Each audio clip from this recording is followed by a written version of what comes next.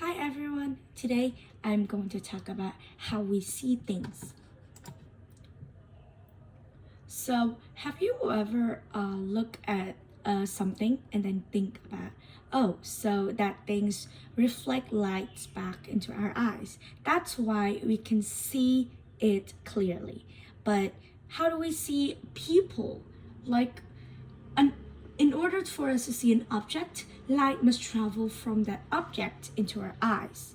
So, like light bulbs, they have light in it, and then when we want to see it, the light will travel from the light bulb to our eyes. That's why we can see it. But the people, when we look at each other, there's no light traveling from that person to our eyes. So how do we just see ourselves, or how do we just see other people? So light waves can be reflected. So maybe if you look at something, like light waves reflect when they hit an object and bounce off. So when we are holding a ball like this and then we let it fall down, when we drop it, it bounces back up into our hands. So light waves is just the same.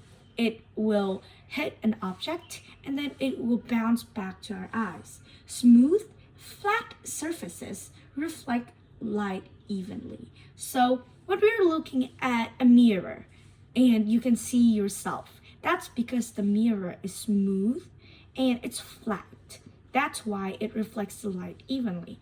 Maybe in a lake when there's no wave at all, the surface is flat and it's smooth.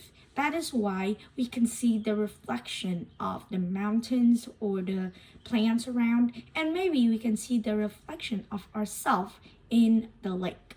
So in our house, there can also be objects that we can see ourselves.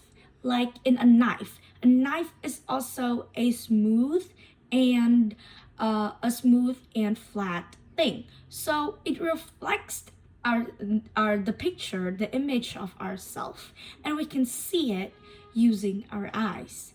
But it's not always true, because when we're looking at a spoon, maybe you should try it at home, it's not actually reflecting the correct image of ourselves. It's not how we look, and you know why? Because like the spoon is curved. So when the spoon is curved, the light that hits the spoon travels in a different place, in a different way. That's why we cannot see the correct image of ourselves. And this one, and when we do that, it's called refraction. It is called refraction, which means the bending of light rays. So in this picture, you can see a water droplets. And if we look carefully at this water droplets, we can see a picture of a small girl. Of course, in reality, she is not that small, but the refraction of herself in the bending of light wave in this water droplets make her seems very small.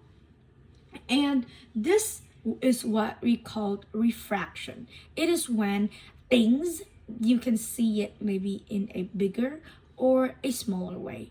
So we can also do this with a magnifying glass. Of course, a normal people won't have a big eye, though the other eyes is bigger than the other one, but using the magnifying glass, the refraction happens and then you can see things bigger than the real size. And these help a lot in science. It helps us a lot to explore new things.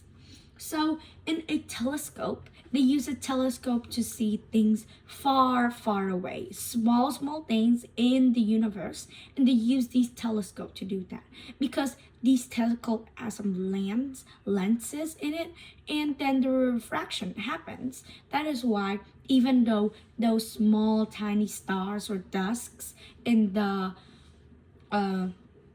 space can be very beautiful and big when we look at with our eyes. Sometimes refraction causes light to separate into many different colors and we see a rainbow. So this is the thing that I bet you would like most because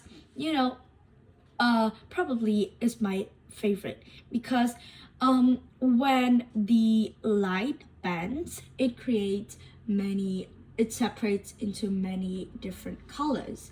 Normally, these colors are still there, but they mix together and create the white light that we see normally. But when there is refraction, these light they separate into different colors, which we see as rainbows. Well, sometimes after maybe a storm or something, and when the lights appear, they create the refraction and create rainbows. So if after a storm and then you go out, the sun also comes out too, maybe you can see a rainbow. Well, that's all about my presentation. Thank you for listening and goodbye.